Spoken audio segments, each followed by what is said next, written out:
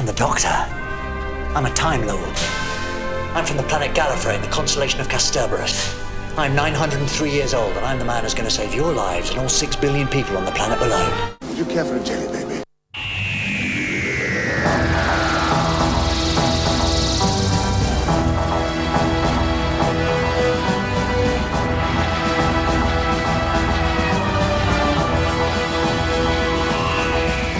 Welcome to Modern Retro, the podcast. I am Cuba. Huzzah! I am joined by Aaron, our resident Yeti, and today, special guest, we're joined by Robert. Robert, I don't know if you want me to use your last name, or if we just stick with just regular Robert with the epic beard. I don't know how epic it is right now, but Robert's good. I don't know. I always think it's epic. You always have it like it's just very like steampunkish because like the mustache twirls up and it's I love it. You definitely look like you're gonna tie some lady to the train tracks. What do you think I do for a living? Pay the rent. The rent is due. You say you're sent to enforce. It's like, go collect the rent today. All right, let me get my top hat. So I've been wanting to get Robert on here for like maybe 2 months now to have a good Doctor Who conversation, because Robert is, I would say, the most knowledgeable, biggest Doctor Who fan I know. It's impressively scary and awesome all at the same time. What was it when you're here? Yay!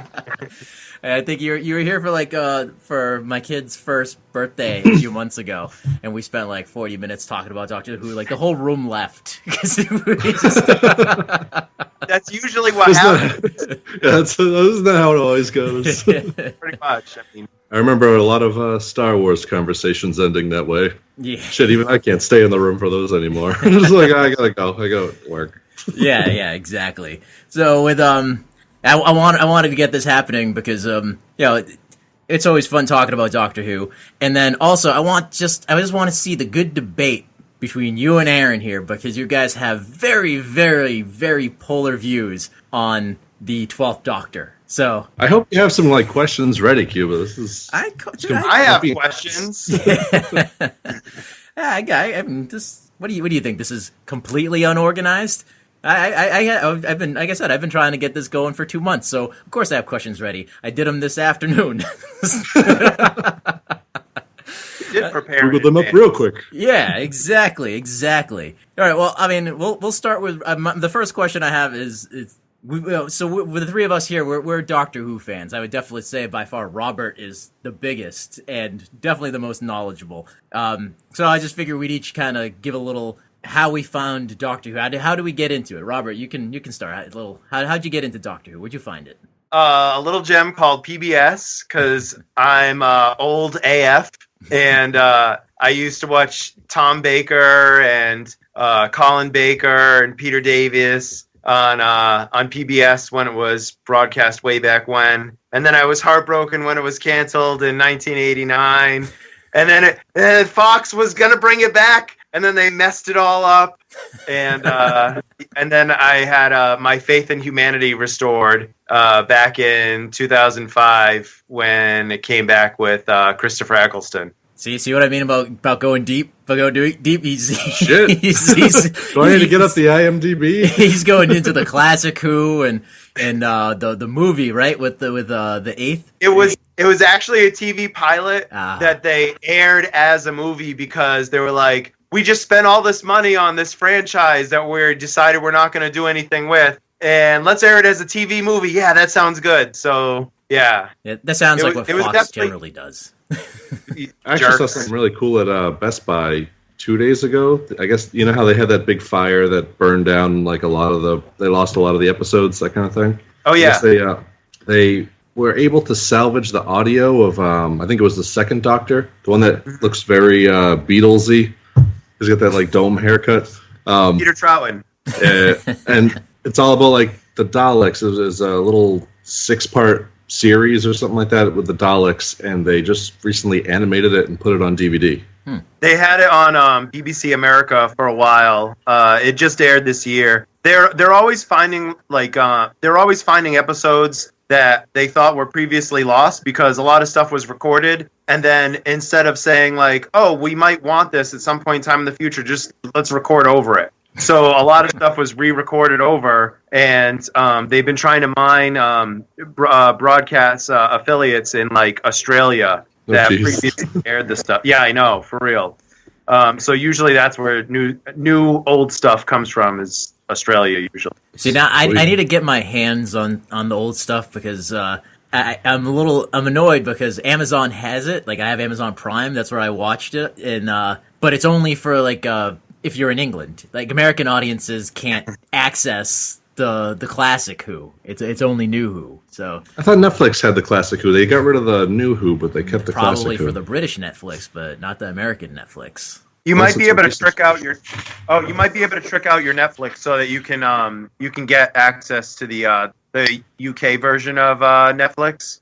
Well, I usually watch it off Xbox and stuff, and I remember seeing it like they had the two versions separate.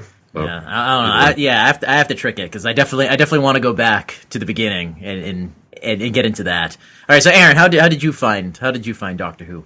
I watch a lot of geek things, and it's constantly referenced. This like TARDIS is constantly referenced throughout the history of my life, and so I'm like, yeah, what's up with this TARDIS? And I found out it was from Doctor Who, and now it's your Netflix shower curtain. So I started watching it on Netflix, and it was like the first 2 episodes. And I was like, this is fucking stupid. Like when the dumpsters were eating people. Like, oh, what kind of terrible Pee Wee Herman shit is this?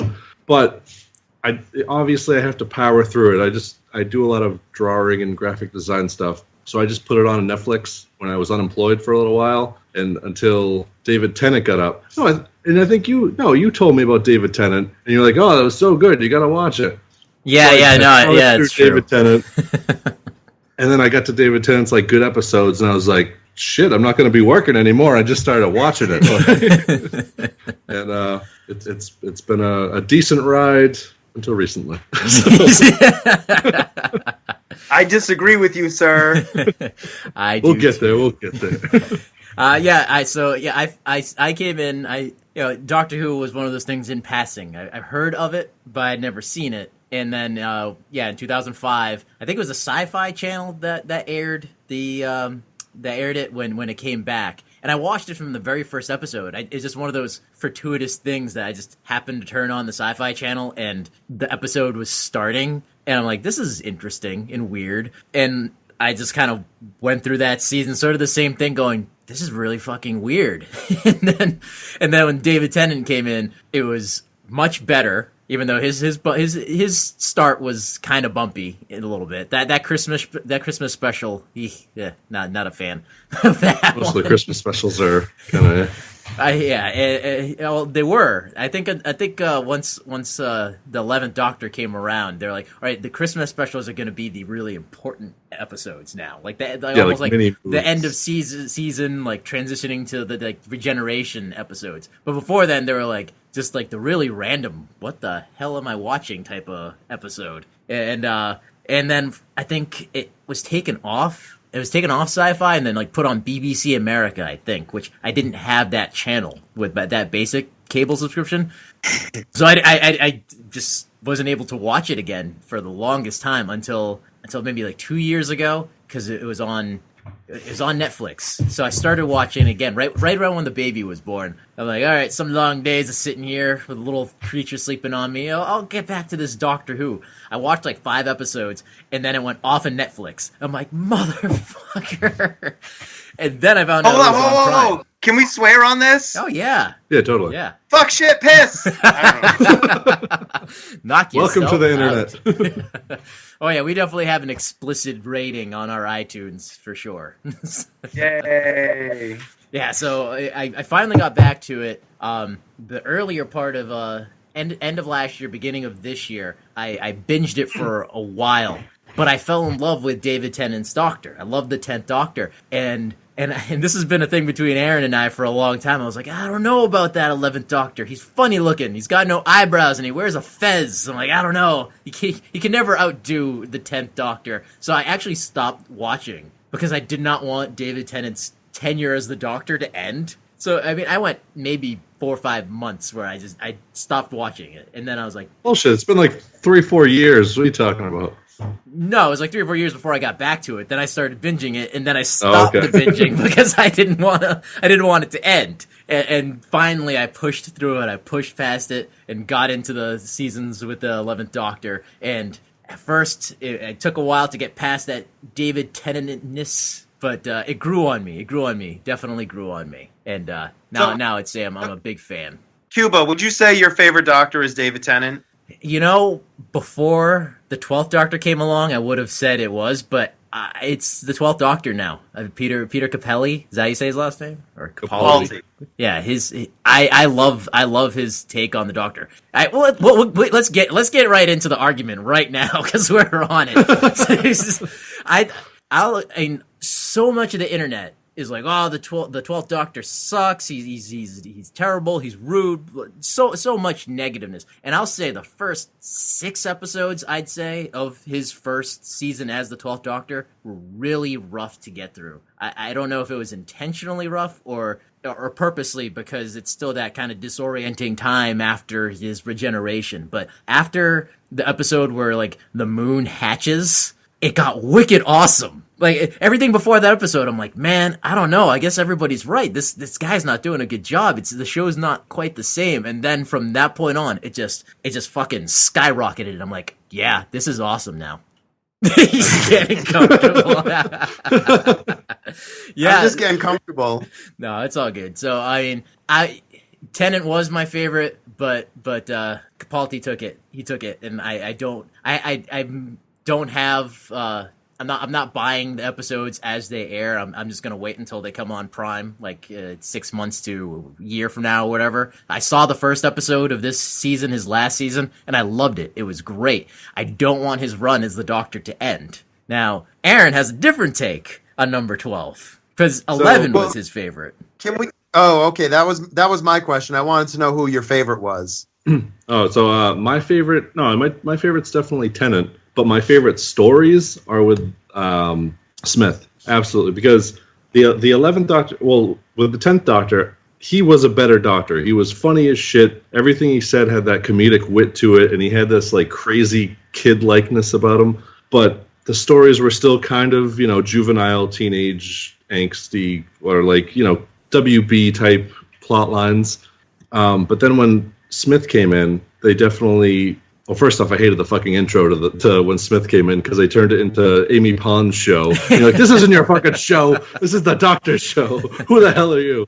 But the storylines themselves got like darker and more adult. Not quite adult, but like right up, bordering the line where it fell into this sweet spot of great sci-fi stories. And you had your little chintzy episodes every once in a while, but then it would go back to dark and serious, and you're like, yes, the silence was amazing.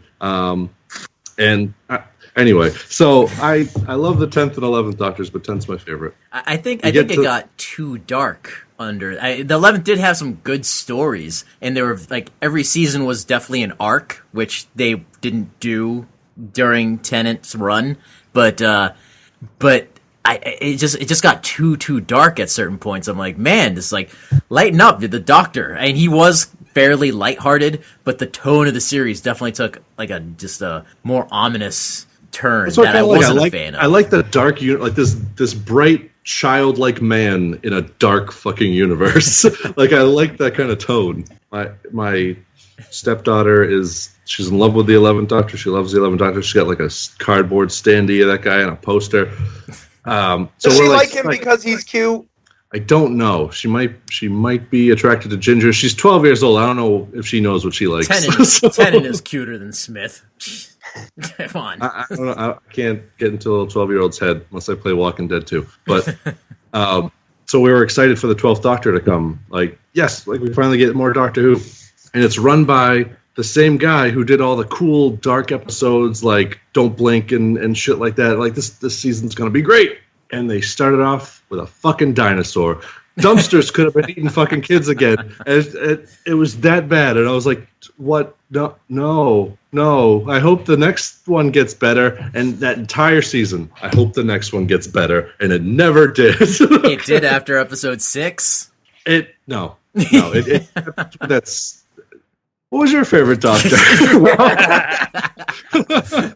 So I'm just gonna take it back old school. My favorite Doctor is Tom Baker, who was the fourth Doctor, the guy with the scarf.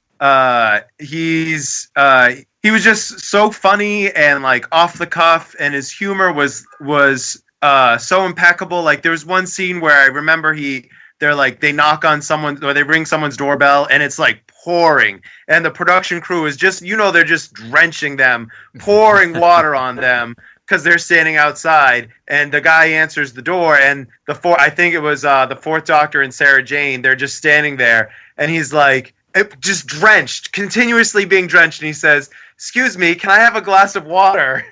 And it was just, his timing and delivery was perfect, and that was like in everything he did. And then he could just switch from one joke to one moment to completely serious the next moment, and it was perfect. And I just loved him for every interaction that he had with every person. He was threatening with the people he needed to be threatening with, but he was caring with the people that needed caring, and everyone else he just made jokes about, and it was great. I do love the 12th Doctor. He is my second favorite, and I think he's probably my second favorite because he's the first Doctor who I really feel like portrayed the idea that he's just some guy traveling throughout the universe. Yeah, he's a genius, but that's besides the point. But he's just some guy. He doesn't have any authority whatsoever. He's just kind of bumbling around, and he knows so much that people just defer to him as an authority. Yeah. So it's just kind of like there's this like subtle humbleness to him.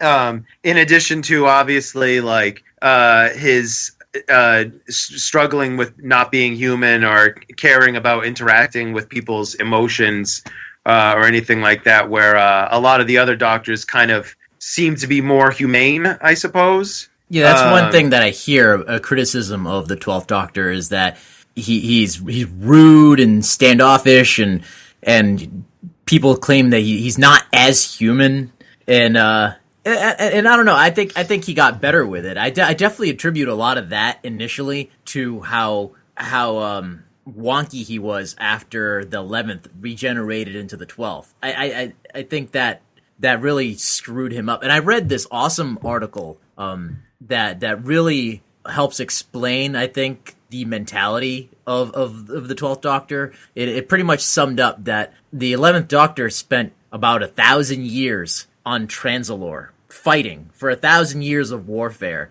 before regenerating. And so the 12th Doctor is not only dealing with the regeneration, but also with 1,000 years of post-traumatic stress fucking syndrome from a 1,000-year war. And like, I was like, wow, you know what? That actually kind of really puts it into perspective, because the 9th Doctor just directly dealing with the Time War, and even the fake Rose, what was it, the moment when in the Day of the Doctor, that represent, like, took on the form of Rose. She described the 10th Doctor as the one who regrets, and the 11th Doctor as the one who forgets. So, because the Time War is still newer for Tennant's Doctor, but by the time he's the 11th Doctor, he's like put that behind him. It's like far enough time has passed, and then all of a sudden, now he's in this another war that's even longer. So he's got these two pretty traumatic points in his life that help form this new Doctor.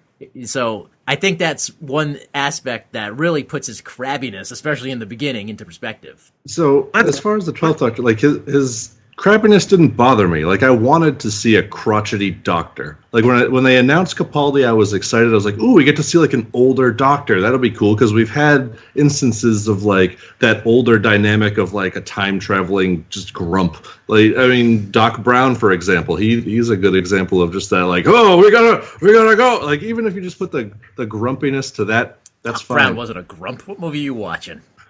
He was a wicked grump. Yeah, are you confusing Rick Sanchez with Doc Brown? Yeah, Doc Brown is the only time Doc Brown was a grump was the Libyans.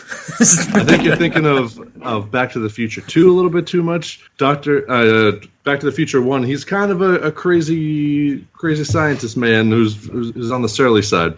But anyway, I was excited for it. Like, I really wanted to see it. And after the terrible first season of The 12th Doctor, I went and I read like a lot of shit about Capaldi, like his take on the Doctor, and obviously he was a huge fan of Doctor Who, the older Doctor Who's, and he wanted to bring that to his performance, and I think he absolutely did that, but he brought the 1940s or whenever that came out, like that sensibility to now TV, and it didn't cross over. Nothing felt like it had stakes. The acting seemed off. The jokes never landed. And then so after season 1, I'm like, season 2 came along, and I heard that they had listened to a lot of people's commentary about him being grumpy and shit like that. And I was like, okay, so season 2, they like brightened up his costume too. It wasn't as dark of a costume. And they start season 2 off with, they get rid of the sonic screwdriver. They bring in these fucking stupid ass sonic sunglasses, and he rides in on a tank. And for me, watching these things almost in succession for several years, like him riding in on a tank is not something That was the a great Doctor joke. does. It was. That was an awesome joke. Playing an electric guitar. I thought that was awesome. I hated every second of it. I was like, it was almost like they were trying to jam his coolness down your throat for the younger crowd so that they would like him, because the ratings weren't as good as the previous years, and they wanted to make him more popular. And it just felt forced. And the Doctor is the Doctor. He's not the War Doctor. So he wouldn't ride in on a fucking tank. He'd run on like a llama. No. You're putting him up on like this, I don't know, some weird pedestal, because I see why they did that. Him riding in on the I'll agree that the sonic sunglasses is stupid. I never liked that idea. But I think the Sonic sunglasses are interesting. I like that he has an actual legit Sonic now. Yeah. But it looks like the coolest one, I think, now. It looks so cool. Well, they went back kind of classic style with it. They use the sunglasses and the Sonic in the same episode. They just use it for different things. So like when it's useful to use it as sunglasses, they use it as sunglasses. And when it's useful to use it like a tool, like a multi-purpose tool, or to look like a weapon, even though it's not really a weapon, then they use the screwdriver itself. But there's other stuff that's going on here too that you haven't acknowledged yet, which was the writing is Peter Capaldi doesn't have any control over the writing. Realistically, that's all Stephen Moffat. And so yeah, for sure. The writing. So again, with as this was going on with the second season, I didn't like either. And me and my fiance Courtney are both like, oh, we look at each other every time. We're like, do we want to play it? I mean, we got to get through it. He's gonna die sometime. So, right. So we get to end of the season 2, and I'm like, okay, there are so many questions that we had from the 11th Doctor. There's the fucking the Impossible Girl. There's why he has the fucking face of the Pompeii episode, like that actor.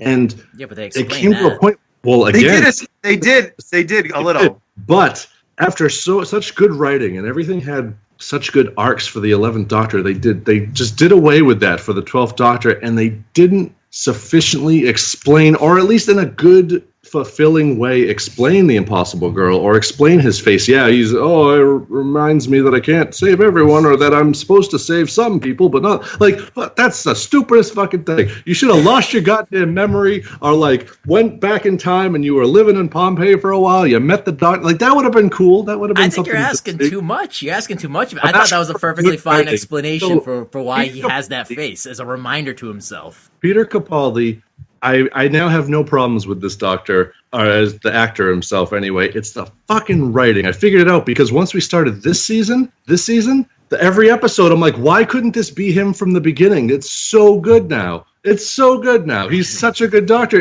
because the writing got better. They fucking kicked Moffat to the side and said, hey, fucking new writers or something here, because Moffat's still in control, though. Right now, Moffat is still in control. Have you liked this entire season? So far. Oh, All right. So season 10, episode 1, Bill's first episode, I loved. I thought it was a great way to introduce a new companion and establish their relationship. And I liked the fact that the antagonist, the living puddle, which kind of was cool, but like way OP. I like that it was in the past, it was the back burner, and they dealt with it for like all of like 10 minutes. Right. But realistically, the episode is about building the relationship between Bill and the doctor. Like they had that great moment where she's like, I don't have any pictures of my mom, and then it cuts to her surrogate mother, the adopted mother, right, saying like, "Oh, look, I found this whole box of photographs," and right away it's from the doctor, and it's such an endearing thing for him to do. And you get that little clip where you can see the picture in the background. But Oxygen was kind of like a throwaway episode, and he introduces capitalism, which is a failed mode of society at the end of it. It was kind of irritating. And Knock had zombies in space somehow. Knock Knock was kind of like another throwaway episode. The Thin Ice was kind of like the Beast Below again. And then even Oxygen I kind of struggled with a little bit. But I did enjoy the fact that there was a dig at capitalism at the end of it. So the overall stories of this season haven't been the best. That first season, I liked how they called it pilot because it was like basically reinventing the wheel, and you had that what's his name, Bill, just asking the questions that we've all been kind of asking about sci-fi stuff. That's like nonsensical questions, like why can we do this over here and not over here, or like I'm black and I'm going into the history, like that's not really a good idea, shit like that. Right. Yeah, that was one of the things with Martha Jones. Like I think it was like her first full episode as a companion. He brings her back to like the Middle Ages. She's like, "Is it okay for me to walk around?" And he's like, "Yeah, why wouldn't it be?" She's like, "Well, because I'm black." And he's like, "Yeah, you'll be fine. Just act like just pretend like you know what you're doing or something." I'm like, no, I don't think that would fly. I don't think that would work in the Middle Ages. So they've kind of continued that with Bill. Every episode, since she's a super sci-fi fan, she asks like a question that's like, duh, why wouldn't you ask that? That makes so much sense. So I like that dynamic. So the stories themselves haven't been the greatest, but the way the characters are being portrayed are finally in line with how I thought it should be from the get-go. And it's less old school and more like, okay, this is the way it should be. Quiet, reserved, but what's the word I'm looking for? It has a point. Like his character has a point and that moral code, and it doesn't seem like he's just meandering through each episode all grumpy or. I've only seen the first episode pilot. Is Stephen Moffat throwing like giant plot holes in everywhere like he likes to do? Because man, especially through the run of the 11th Doctor, some goddamn plot holes in that. Like the TARDIS could fall into that fucking thing. He's notorious. So, like, you want to talk plot holes? We could do a whole episode about this. Like, in Turn Left, when the trickster insect thing that was on Donna's back that made it so she never met the Doctor. Right. He died before season 3 happened at all. So what about when the Carrionites, when the Doctor and Martha go back to Shakespeare's time? They didn't stop that. What happened to the Carrionites? Did they take over London and they just killed each other off? Oh, guess what? Remember when they went back to Pompeii and they stopped those lava monsters with Donna in the second episode of season 4? Oh, guess what? They never stopped They never set Pompeii to explode. So what happened to those lava monsters?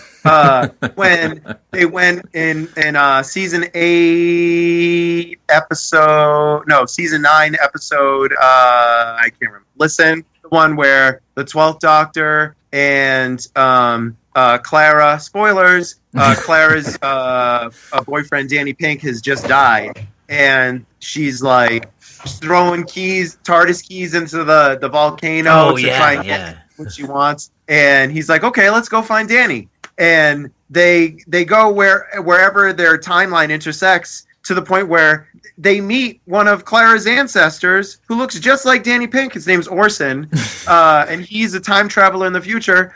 What happened to that? If Clara's dead and Danny Pink is really dead, then how can they have babies? You know, like, these are plot holes you could fit 1,000 TARDISes in. No, absolutely. That's one thing that really pissed me off with Clara. I liked her as the companion until she stuck around with the 12th Doctor. Then I'm like, what are they doing with you? You're not even the same person anymore. She became like a cool character, and then she went into like a whiny little brat. They gave her a boyfriend, and she was like, I don't know, like, got domesticated, for lack of a better word, and she just became very not interesting, whiny, complainy. And he still called her the Impossible Girl. I'm like, no, you know what the Impossible Girl would have been? When she jumped into your time stream and you never recovered her because that was her destiny. Like, that's what's supposed to have happened to her. Like, I mean, that whole thing stopped making sense. Like, he should not have been able to go into his own time stream and recover Clara. He should not, and that whole episode just is complete fucked up because, like, his tomb on Transalore, that's another plot hole. Does that exist anymore? Because he regenerated, so he didn't actually die on Transalore, so... Cuba. Wibbly wobbly, timey wimey stuff. Wibbly wobbly, timey wimey, plot hole shit. Yeah, and it sucked too because Clara was hot. I wish they did something with her because she was wicked cool in the like her entire beginning of her run. She was that sassy friggin' adventurer like person, and then afterwards. Yeah, that's what I think that was the appealing part of her character. Besides her being attractive, is that she wasn't like Martha. She wasn't in love with the Doctor. She Martha was pining for the Doctor. Rose fell in love with the Doctor. Amy was a bitch to everybody. Donna was also kind of. Donna was awesome. Nah, I didn't like Donna. Everyone loves Donna for some reason. I thought she was. I liked her. I didn't like Donna as a person, but I think with her and the Doctor, I think went together well. They did a good job of doing we're just mates thing. Like that was a good dynamic. Good. Yeah, like a good comedic dynamic. But every time she was on, she had that shrill. Couldn't deal with it. But Clara, I liked. She had this strong, independent, like, this is fucking weird, but I'm gonna go with it, and I'm not gonna be intimidated by whatever you're doing in this. Like, and that all went out the window when they gave her the boyfriend. I think that's why they killed the boyfriend. To be honest, that's like the feeling that I get. And then just her death, it kicked me in the feels. I was like, oh shit, she's dead. She's actually dead. And then they bring her back, and she becomes an undead Time Lord. Like, so she's out there still potentially for eternity until she feels like dying. An episode? I don't remember this. Arya Stark, mind you. She's running around with Arya Stark. That's right, yeah. You don't remember that, Aaron? No. It was it was at the end. Maybe was that one of the Christmas specials? That was in Heaven Sent season 9. I remember the Crow taking 12. her life essence, but yeah, and after that, when the Doctor finally gets back to Gallifrey for the first time since the Time War, they use some sort of technology to take her out of time, like at the moment of her death, to ask her a question, but he tricks them. I missed an episode then. You missed an episode because it's fucked up. She essentially she makes him. They escape Gallifrey. She makes him forget her. Well, don't tell me. I'm gonna go watch. No, this is spoilers. Spoilers, because the episode ends with her. It's a good episode. Let him watch it. We already spoiled the ending. By the way, spoiler alert, sure. You won't like the ending. Yeah, the ending's fucked up. Another plot hole, unless they bring it back at some point. Like, well, Game of Thrones is ending, so I mean, they got to bring back the Starks girl, so she's got to come back for sure. Unless that's in that episode. And it is in that episode. God damn it! Shut up.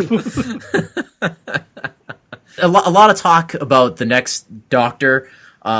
People are saying like, oh, it's going to be female. I know they're saying that the girl from Bubblegum, Chewing Gum, whatever that is, was a potential Doctor in the running, which I'm fine with. I think that'd be awesome. And they totally established in that episode that a Time Lord can come back as whatever, because he shoots that Time Lord who's an old white guy and he regenerates into a middle-aged black woman. So it's like, it's totally possible. Like that right there, when I saw that, I went, oh, they're totally setting up for the 13th Doctor to be a woman. Whether she's black or white, I don't know, but I will almost guarantee the 13th Doctor is going to be a woman, because they've been really, with Missy, the Master becoming a woman, I think they've been really pushing that the Doctor can be a woman thing. Can we talk about Missy for a moment? Let's talk about Missy for a moment. So I love Missy. She's my favorite Master. Michelle Rodriguez is impeccable. If I ever meet her, I don't know, I'll just explode. I don't know. But it's a little sexist for her to say, and I know this isn't the actress writing this, but for her to say, I couldn't very well keep calling myself the Master. Fuck that shit. She can be the Master of whatever and still be a female. Females do whatever they want. Right. She can be the Master and she can call herself the Master. Is that the actress saying that, or the writing staff? The character said it. Yeah. The fucking writing. Yeah, so, goddamn writing. But if she wanted to be amazing. I mean, if she wanted to be technically correct, she could have called herself the Mistress. You know, it's the no, I agree. I don't know. I agree. I definitely don't think that the Doctor should be a female. I definitely don't think so. Why? I don't. Because I would rather see like a River Song show of like that Time Lord, like having her be a Time Lord and having her own show and do certain things. But I don't want to see the Doctor. Now, sir, I absolutely love River. Like, I'm in love with River. I want her to have her own spin-off show for sure. But no, it's like it can't be separate. It's like, I'm fine with River having her own adventures, but not a female Doctor. There's absolutely no reason that the Doctor cannot come back as female, and I think that would add a new, extra interesting twist on the show. Well, see, that's Let me just ask it. a Like, question. yes, the Doctor can come back as a woman. I don't see it potentially as a problem when it actually does happen, but I wouldn't want it to be like this next season, because it would feel again like he's coming in on a fucking tank, just throwing it in your face. Here's like, we're making it a woman this time. That means like us. But they've been like, setting that up for seasons. Since let me just ask one question. In 54 years, the Doctor has only been portrayed as a white man, and it has nothing to do with Time Lords or Gallifrey or the Doctor himself. Why is it? It's because the people that write the show are patriarchal racist. I mean, not racist, sexist. They don't think that a woman that could be racist too. Well, maybe they're so British. white. They invented the patriarchy, but that also goes into like the prominence of the character and showbiz at that time, going through all those years, and who. I don't know. It could have happened up until this point. Like you could say it should have happened at some point at this point in time, but I don't think with so many eyeballs that it feels like it would be just a ratings grab at this point. If they make it like that's television in a nutshell. BBC America has literally said they're making the next Doctor be like David Tennant like, so that they can do a romantic younger 10th Doctor like feel to it. They could do the same thing and have a female Doctor and have a male companion. They could they could have a female companion and a female Doctor. I think it comes down to it should be a black female in a wheelchair Doctor, and we'll enjoy it. We'll watch the shit out of a sonic wheelchair. Sonic wheelchair.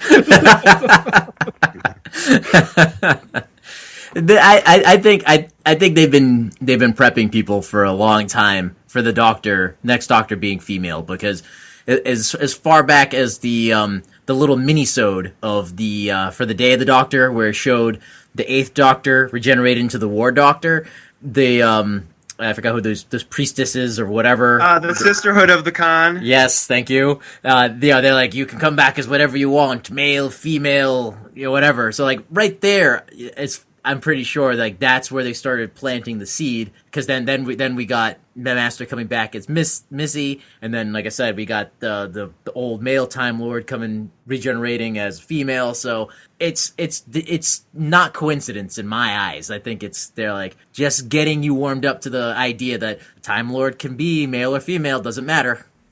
I'll be behind it if they actually legitimately come up with a reason for it to be female. So, for example, they have. It's random. Capaldi, Capaldi came back as an old man, and it was kind of a nod to like how weathered he was in the 1,000-year war there that you were talking about.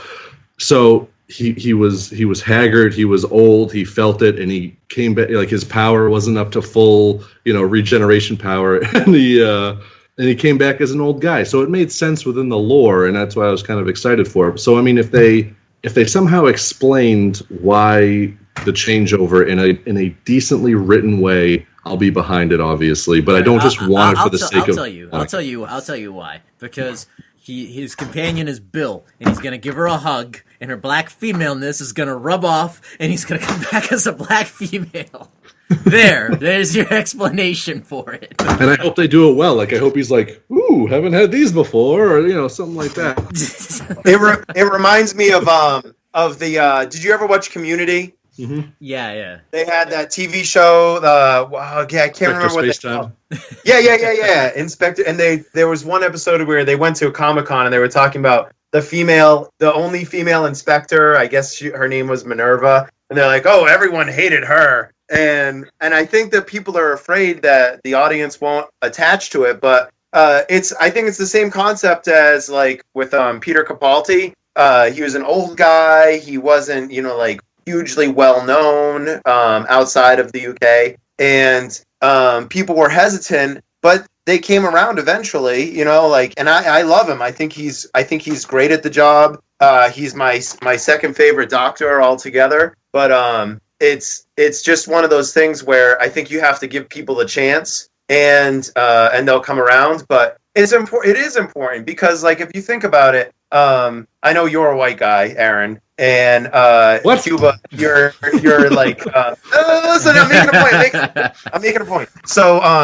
So Cuba, you're a person of color, or at the very least, you qualify as minority status. I'm a white guy, but I'm gay. So like, I sit there and I watch TV shows, and I'm like, gay person. Maybe next season, maybe we'll get a gay person on the show. Maybe who knows, whatever. And then you look at TV show lineups, and unless the show is made by a woman or a person of color, almost every single person you see is a white person, and there's their token minority. And maybe it's a Latino, maybe it's a black person, but generally not more than one. And I mean, I think we're coming around, but it's still like... I just think you're not watching BET enough. So yeah, but the thing is, if all the shows you watch are all just white people, or with the occasional like gay person or gay storyline, like once, is terrible. There's no gay main characters, and every once in a while they're like, oh look, there's Mulan, she's a lesbian, even though she never talks about it or tells the person that she loves them, and they never act on it. But there's a gay person in once. Hundreds of characters, and they're still like, it's like we're all hidden. All the people of color are hidden. You get to see them every once in a while, and it says something. Like all the people that cosplay the Doctor. These are people that see something in the Doctor, and they're like, I like that. I want to emulate that. Except you don't really get to see the representation of all the others. So what about all the little black girls or the little Latino boys who are sitting here and they're like, it would be nice to see some representation on this show, so I can like go forward and think to myself as I grow up, I can do these big things too. And I feel like for that reason, at the very least alone, we need to show more representation in TV. And Doctor Who, the main character can become black, white, Asian, male, trans. Who knows? Who knows what the next Doctor is going to be like? But at the very least, because we can, and it hasn't been ever done in the show, the next Doctor should be some type of minority. Yeah, I'll agree with you there. Yeah, like especially if the show's got to continue. Essentially, I mean, for another 50 years, it has the potential. This is so many shows that go 10 seasons, unless you're The Simpsons, and then you're at like 26 seasons or whatever. But Doctor Who has the potential to exist forever because you have the ability to recast the main lead whenever you want with whoever you want. So I also give it a little bit of leeway too because it is from Britain, and that's where we keep all the old white guys. So that's all that's kind of there. I'll give British television a little credit. It's far more diverse than American television. If you watch a lot of British shows, there are far more black people in general in British shows than there are in white America than American shows, and more female leads, more gay characters, or at least bisexual characters in British shows than there are, I believe, in most American shows. Was it Captain Jack Harkins? There, he was he was sexually fluid. Sexually is the word you're looking for. But he's not the kind of person. He's not the What do they call first, that? the only character. There's other ones that aren't popping into my head right now. But Doctor Who's always been like that more than most shows, where it's like the character. They don't make as big of a deal about it as I would like in an American show. It's like, this character's gay. Look, everybody, this character's gay. But on the British show, it's like, this character's gay. It's like, oh, cheerio, how you do? It's just that all comes down to writing. Like you have a good written character, and he's gay. Great. No one calls attention to it like it's this amazing thing. It's just, hey, that's a part of life. But then you look at Disney over here with LeFou and Beauty and the Beast. Look, he's gay, and everyone's like, "Oh God, you're rubbing it in our faces." Like if it's written well by and produced correctly, and it's not just like I said, a ratings grab, then I'm all for it because I don't give a shit. So a female, black, Mexican, Asian doc, make them like all at once. Maybe you should have like a Asian eye and midget like with a an eye black patch. jaw. Midget with an eye patch. Yeah. Let's get that dude from the Steve-O show, whatever. Wee Man. Man, that's right. Wee Man is the next Doctor. Speaking of, What about Peter Dinklage? Oh, he would be awesome. Doctor. Actually, yeah. Game of Thrones is ending. Oh shit! So, I mean, do you have any other recommendations of who you would like to see as the next Doctor? Me? I do like the girl from Chewing Gum. I've been watching that specifically because I read the same article that you did that said she might be the next Doctor. I think she could totally pull it off. It would be hysterical because she's smaller stature. So it would be interesting to see her walk into a room in a historical setting, all white guys, and just be like, "And you're all my bitches." She does have really good comedic timing, like this really good awkward comedic sense to her that I think would really fit as a Doctor. That I heard also Tilda Swinton, and I love Tilda Swinton. Oh my God, I could spread Tilda Swinton on a piece of butter every single day, and it would never get boring. But I also heard the girl that played Agent Carter in in Agent Carter. She's a British actress. I haven't heard that one, but she should be good. That's the one I heard for the female. I'd be down for her because she was great in Agent Carter. And she doesn't hurt to look at. Exactly. She's hot. that's your criteria. Like, she's hot. Well, I'm looking at her on Google Images right now, and she's in like a pinstripe suit. She looks like kind of a mix between the 10th Doctor and a River Song. So it would play into the whole kind of character generalities that they have in the show all the time. All right, I'm going to ask this. What's your opinion on River? Like her whole arc there and what they did with it? I've always liked Alex Kingston. I think she's amazing. I liked her on ER. She got written out of ER because the NBC was like, "You're not sexy enough." Really? I think she's sexy as hell. I shit. loved her. Well, you're biased because your wife could cosplay River Song all day long. And I have been trying. I'm like, you gotta do this. You gotta do this. I'll get there one day. I'll get there. I'll work on her Saturday. We'll figure it out. But she comes on the Doctor. She comes on the Doctor Who. She comes on Doctor Who, and she's like exudes sexiness out of every pore, and she just owns everything. Oh my God, she's awesome. I like how they ran her story like interweaving. Yeah. But I mean, theoretically, she could come back at any time. They would just have to find some way to work around it.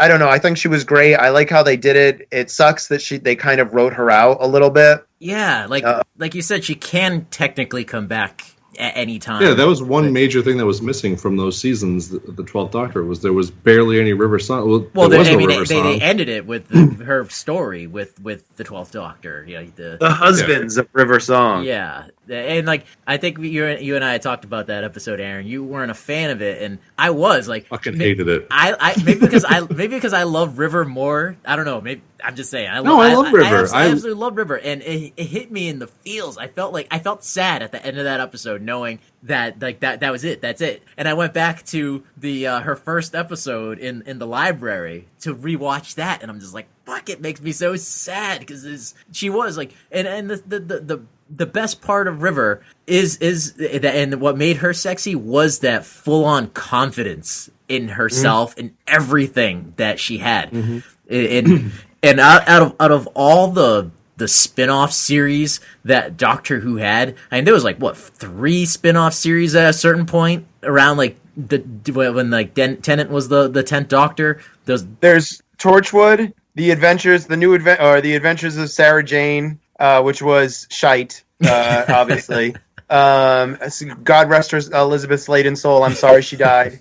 And the newest one is Class, which is also kind of hot shite. It's not very good, but they're just marketing off of Doctor Who, and every once in a while they mention him, and it's just kind of like, this could have been a completely different show, not connected to Doctor Who's continuity at all, and it would have been a lot Like better. Agents of S.H.I.E.L.D., where it's like, oh, I guess we got to clean up Thor's mess today, and it's like, Yes. that was Right. unnecessary. So they're throwing out these piece of crap spin-offs, but the one spin-off that would do so well, a River Song spin-off, you don't do. Like that, I never understood. She's down for it.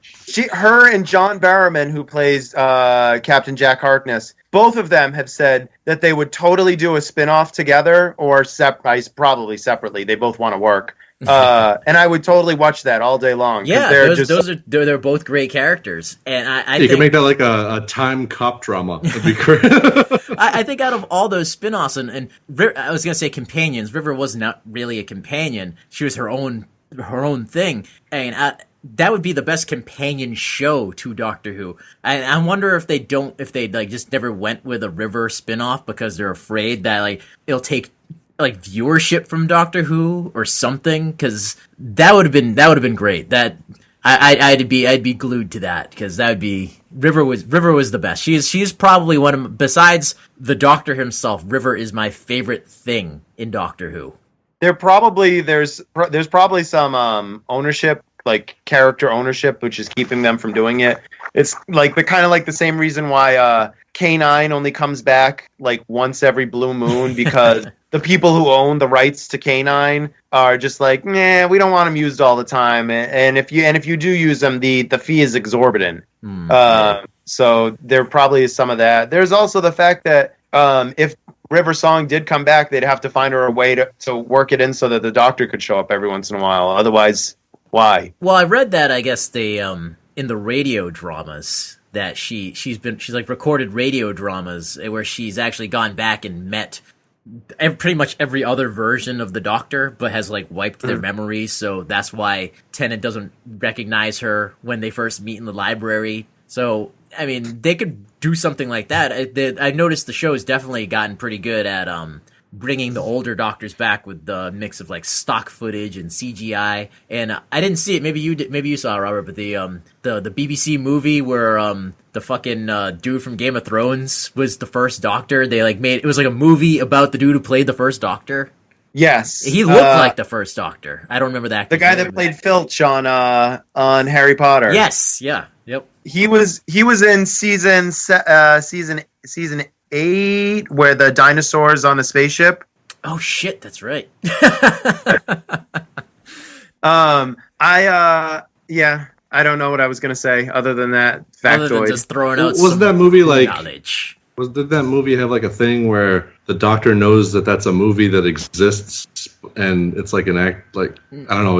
No. It's not actually a Doctor. It's just someone who's playing the Doctor in the actual Doctor Who series. No, that was those were the Peter Cushing movies. I heard that like aren't canon, Okay. but like they're canon as in like they're movies that were made about the Doctor in canon universe, but they're not actual adventures of the Doctor. Okay. Where the movie that I'm talking about is like a BBC movie about I believe the actor who played the first Doctor and whatever the story is behind that. But they made him really look like it, so they could definitely do something like that if they were to do like a River spin-off where if you needed to incorporate a Doctor, you get someone who really looked like him, use stock footage or something like that. But God So you guys both damn it, liked give me more River River's song. Farewell.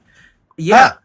Well, I haven't talked about the Husbands of River song yet. So my favorite part is when they're like, "Oh, use River and you'll get the Doctor," and she's like, "Bullshit! He's not gonna come if I call him." And she's like, and she's just going off. Meanwhile, the Doctor's just standing behind her like, "River, River," and she's like, "Scan the whole parsec. Funny clothes, 2 hearts. He's not here." And the guy's like, "He's probably already in the room with us." And she's just going off on this whole thing about how she loves the Doctor, but he never loved her. And then he kind of gets her attention. She turns and she looks at him all frustrated, like, "Ah!" And then he's like, "Hello, sweetie." Yeah, and my she heart just just gets melted. So I mean, there were it had things that I its had issues moments. with, but It had its Go ahead. moments like that one, obviously. The fucking overall plot of it, like, I feel like I was watching Big Bad Beetleborgs when she's trying to get the friggin' thing from the robot man. Like, what is happening? But that was right so now? Doctor Who. So just this No, it big, should've ridiculous, dumb, weird villain is such a Doctor Who thing. Exactly. It's old Doctor Who. It's fucking season 9 Doctor Who. Oh, I mean, the 9th Doctor Who. It's just so dumpsters eating children Doctor Who. I can't take it. I need like the it should have been a personalized story. It should have been well written. You could have had that same moment, but in a very more like adult or that line of just storytelling. I don't know. It just I didn't- think you're. I don't know. I don't know why you like your Doctor Who with the like too much realism and I said, darkness in the it. 11th Doctor hit a sweet spot for me. The 11th Doctor hit that dark. It's not too dark, but it's still in a dark The universe. 11th Doctor was so dark that my 8-year-old will no longer watch Doctor Who because the silence scared the shit out of her. Whatever. Some kids got to watch The Labyrinth. Okay, it hit that like dark tone that I love, and I don't know. It was like it was growing up with me. The stories evolved into an adultish show, and then it just threw you back to 13, and you're just watching Nickelodeon, and I couldn't do it. what's your favorite episode, Aaron? Don't Blink for sure, because it was that horror movie, and it dealt with the Doctor, but it was just a tale of the Doctor, not following him around the whole time. And it was just like a very cool departure of where you could go with the show and tell an intelligent story while still having it be like whimsical. Cuba? I think it might be the two-parter with the library, where River came in, and because that was like a really good, compelling story, and it had the dark elements to it without being too dark, and introduced River, this awesome character that you don't know anything of, but you're like, I need to know more. Like, what is she talking about and everything? And it had Tennant as playing all the aspects that he's really good at playing, the whimsical, I'm having fun, but then when it's serious, like he was really good at doing serious as well. So that's one of my favorites, I think, because it definitely had everything. I mean, even to the point of like with the slight bit. I wish of they'd bring back cheese. the Vashtinarada. That'd be nice. They even had the slight bit of cheese with when like the skeleton falls into like the plastic helmet. It's like, oh, they got that from like a Halloween store, but I loved it. I love it.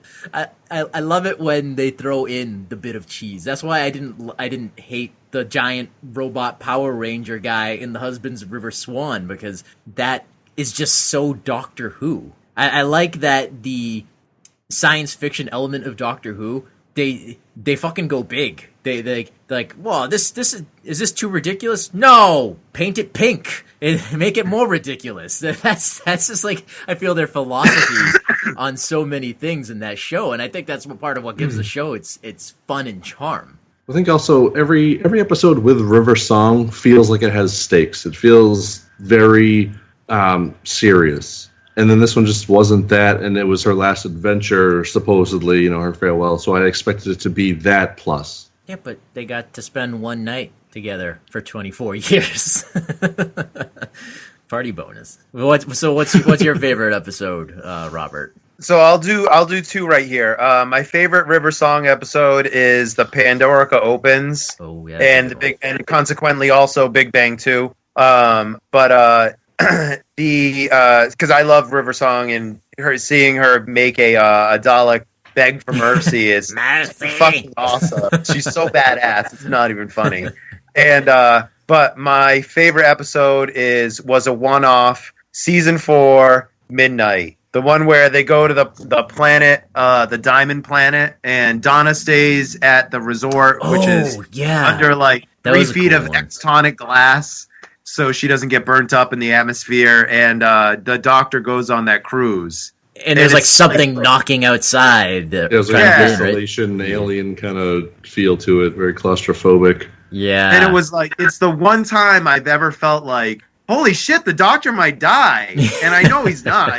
He's the main character of the show. In the very least, he'll regenerate. But it was just like, there's that moment of panic when he's just repeating everything that the woman's name was Sky, the blonde woman that got taken over by the alien, where he's just repeating everything she says, and it just sounds like it's like drunk slurring because he's losing everything about it. Oh my god, it gave me so much panic. It was like one of the few ones where I think the Doctor is just not in control at all. Yes. I think that's what made that episode great, right there. See, and you look at that episode, it's not that dark, but it tells such a good, compelling, like, psychodrama that you're completely invested in everything that's going on.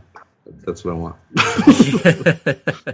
So, how do you feel about his new regeneration cycle? Because there's supposed to be like 12 regenerations, and then they granted him a new regeneration cycle on Transalore. But I've read like the showrunner saying like, well, we don't know how many regenerations. It could be as many as we want, essentially. I mean, obviously they got to keep the show going, so that's the excuse. But I mean, I wonder, do you think they'll go like another 12 and then come up with an excuse, or just be like the Time Lords gave him so much regeneration energy that he can just now regenerate indefinitely or something?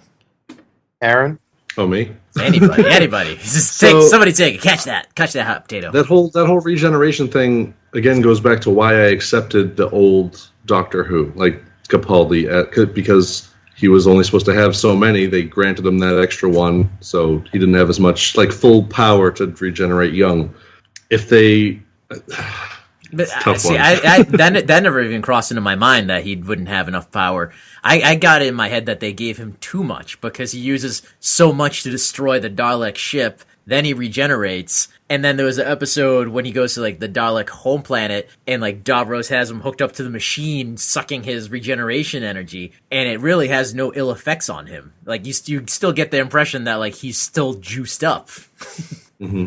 I think that the whole 13 regeneration came from like the original run when they tried to do something that made it seem like there were more stakes. So they had the Master steal some of the Doctor's regenerations, and then they painted themselves into a corner, and they're like, okay, well, we have this finite number, but we're gonna bring the show back because that's still like 5 or 6 Doctors, and that could go on for a while. If you remember, the 4th Doctor was on for like 7 seasons, so they're like, we'll just figure it out. And now that they have this kind of really ambiguous, because nothing was ever said about how many regenerations they gave him, I think they're just going to leave it ambiguous until they need to define it more. Yeah, it makes sense.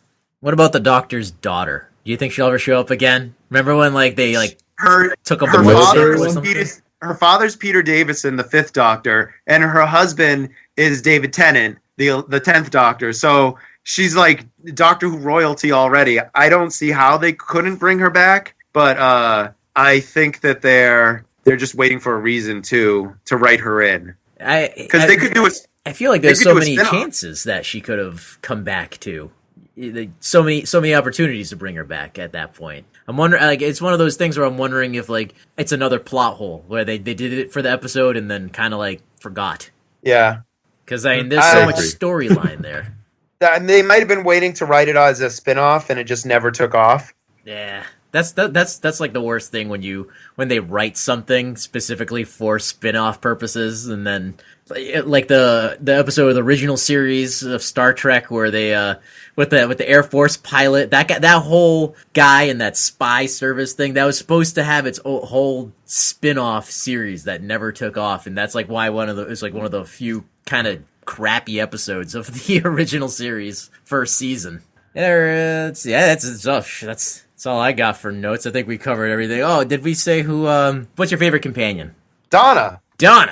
Hands down. Easy. Oi, Space Boy. Aaron? Huh. I liked the beginning of The Impossible Girl. Clara.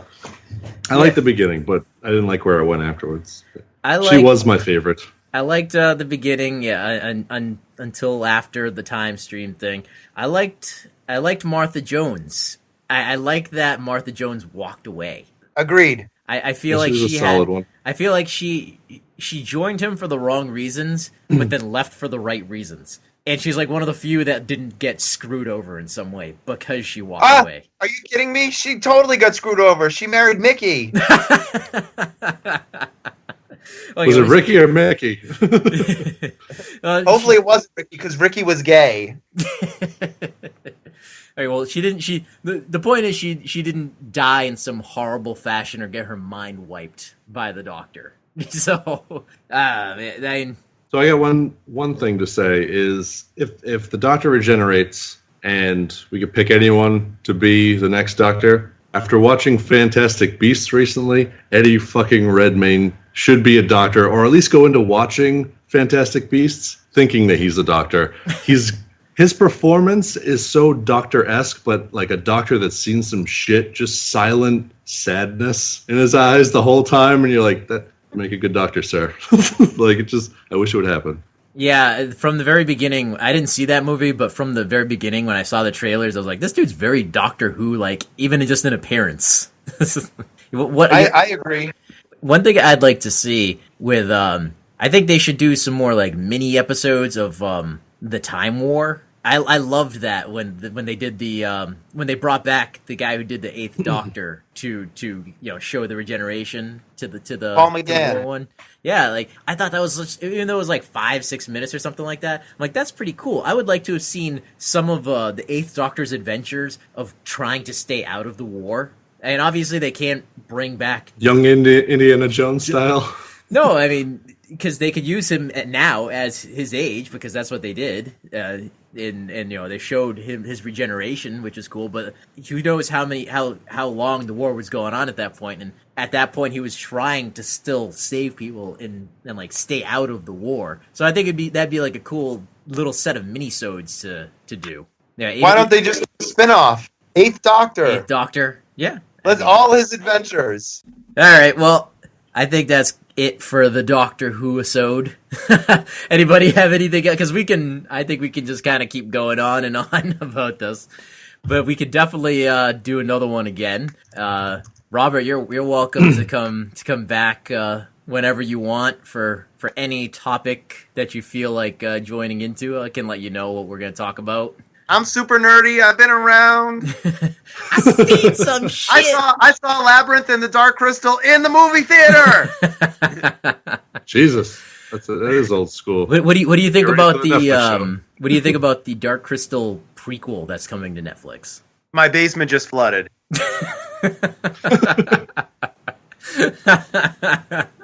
love it. That's the best reaction I think I've heard to that.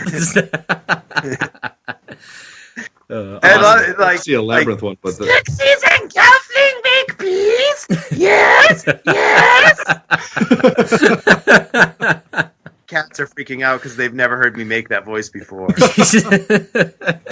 Any final thoughts, anybody, on any Doctor Who-ness? I'm looking it up on canistreamit.com to see if it's like available anywhere. You can buy it. I know you can buy it on like Amazon, and I think On Demand allows you to buy it. But it's like, if you're gonna buy it, why not just buy a copy of the DVD? Yeah. I don't like buying things per episode. Like I think I got all of the Doctor Who, the 10th Doctor for like $30. The whole, like, all the seasons.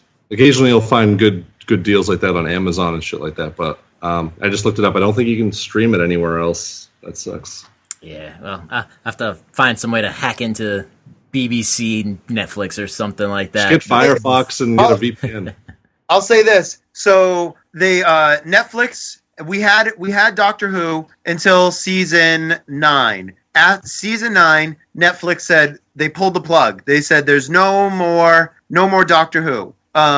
This being said, I think they took it off because they knew we were going to have a year without Doctor Who, which means a year without new material to draw Netflix viewers in. So they're like, all the Doctor Who fans, they're like, there's nothing to draw them in with new content. So let's cut off Doctor Who for this whole season. So season 9 never got aired on Netflix, and season 10 just came back. So I think at the end of season 10, probably right before they're about to start season 11, Netflix will bring it back, and we'll have all of the, maybe not classic Who, but we'll have like from 2005 current back on Netflix, because they'll be realistically season 9 and 10 will be on, and that's all new content plus all the Christmas specials that were. I think they need to just put all the classic Who out there, because there's so many people like me that have not seen it and want to see it. So I mean, might not have like brand new content, but you have nearly 40 years of new content for people who waiting for the brand new content to come out. I think that's just bad marketing on the their new part. season was coming out for. When the new season was coming out for 11, I went back and watched like some of the classic Who, and I only got through like the 2 episodes of the first Doctor that they had on Netflix, and then it brought you into the second Doctor with no explanation as to the regeneration or anything like that, because those episodes were lost. And then like 4 episodes into that Doctor, but I was like watching it in between those seasons. Yeah, I'm just watching clips on YouTube as I can. That's my classic Who. Yeah, is the extent right there. And I just access my memory files. And I'll definitely say that I definitely have enjoyed what I've seen of the 4th Doctor and his "Would you care for a jelly, baby?" I feel that's something they need to bring back to a newer incarnation of the Doctor is offering jelly babies to people, because I think that's just awesome, and he does it in the most like tense situations. He said it in the Rebel Flesh, when the Doctor, the Flesh, that's what they called it, made an 11th Doctor. So there was the 11th Doctor, and then there was the Flesh Doctor. And as the Flesh Doctor is kind of solidifying because it's made up of this white goop, right? He says they use the audio file of the 4th Doctor saying, "Would you like a jelly baby?" I don't remember that. I missed cool. that. Go back. It's a good episode. Cool. Well, guys, I've enjoyed this. I think I might have to go watch a couple of episodes of Doctor Who before I go to bed tonight, because this has been the Doctor Who special of Modern Retro. We've been joined by Robert, our Doctor Who expert, like literally impressively the Doctor Who expert, who's just recalling by memory. Seriously. Asperger's. You can find us on the interwebs at modernretro.com. Aaron, tell them about the mystery box giveaway and how they can get it. So if you like, comment, subscribe, and all the things, you have to do all those things, like, comment, and subscribe. But then you have to email with the name that you used, and you'll be entered to just win a box full of the stuff that we don't want. Wow. From all of our other boxes. People totally, you totally just we made call that. Here, you throw this away. You totally made that sound absolutely non-appetizing.